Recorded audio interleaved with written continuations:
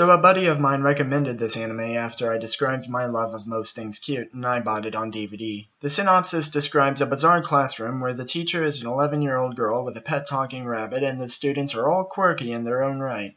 Oh, and just for good measure, we have aliens. Their goal was to be Uatu the Watcher, and at first I thought this would make them casual observers alongside us, the viewers, but then they gotta meddle a little, and before you know it, they're the cause of entire plot lines, one of them going as far as to date one of the students in secret.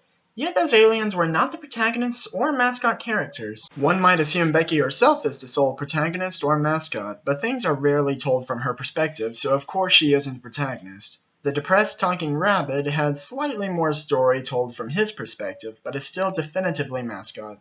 Turns out most of Becky's class is the collective protagonist, except when someone randomly wants to be the mascot character. That's usually Ichijo or Himeko. You're going to love Himeko. She's a lovable dimwit whose intellect rivals the protagonist of my upcoming book.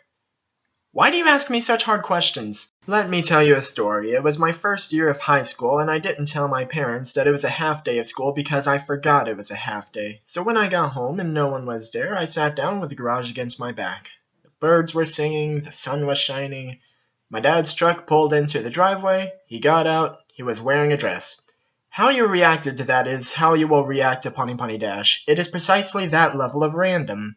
Character development happens sometimes. Bohemi is the best example. Her Chunibyo phase was so convincing even her teacher referred to her as a magical girl, and it took a while for me to catch on to the fact that this Bohemi wasn't fighting monsters off screen. Given the world they live in, it wouldn't be surprising if she was. At one time, she even convinced several other characters she could use magic, thanks to Ichijo, and I was very impressed when the series remembered she dropped her Chunibyo phase after that. Poni Pani Dash isn't the sort to keep track of all of its developments. There's been a couple of times all the main characters died, but who's keeping track of stuff like that? See this girl you've known for a while now? Yes, I recall. She's actually a robot! Wait, what? Since when? I don't know! On to the next scene! I need answers, Poni Pani Dash! The chalkboard and background posters seem to be entirely disconnected from the series, one chalkboard having an assignment for the students to kill one another, one poster in the teacher's lounge trying to tell everyone someone is a cyborg. I think making Poni Pani Dash required almost as much drugs as Pop Team Epic. Unlike Pop Team Epic, the Poni Pani Dash is actually good, and not just because Himeko and Becky are absolutely adorable, but because we actually have a feel for these people.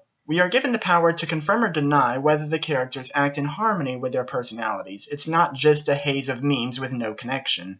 I recommend the series to fans of Nichijou, Jevils, Phantom G Spamton, as well as fans of my own channel. It has as much fun with its non-characters as I do. That and sometimes when they want to make the immediate scene look like a video game, the voices will be saying one thing, the dialogue boxes will be saying something completely off topic, and two conversations occur at once. 1 minute you have a giant robot fight, the next you have the swimsuit episode. Poni Pani Dash, do me a favor, don't sexualize Becky. You have plenty of characters who are, older. Spare Becky that treatment. Thank you. Were you hoping I would blink in that precise instant? Next time I watch Poni Pani Dash, I'll remember to skip episodes 4, 7, and final, but if you caught the first half of this sentence, you'll note that I will watch Poni Pani Dash again. But the real question here is, do I think you want to watch it? You could be forgiven for feeling like the series tries too hard to come out with something to win your approval, and the pitch of Himoko's voice hurt my mother's ears.